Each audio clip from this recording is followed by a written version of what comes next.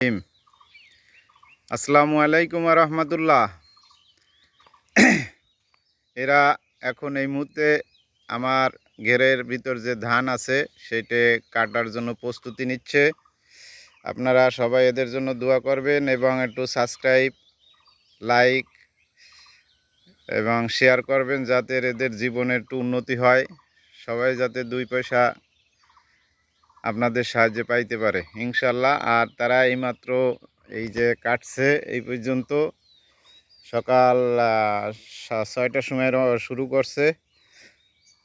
এখন বেলা বাজে 8টাও বাজে নাই, 7:35। যাই হোক, এর ভিতর যা কাটছে আলহামদুলিল্লাহ ভালো কাটছে, দোয়া করবেন। আর এই হচ্ছে আমার বর্তমান যারা কাজে ব্যস্ত, তারাই এই একটু জিরেচ্ছে, পান চা সিগারেট খাচ্ছে। হ্যাঁ, ওকে।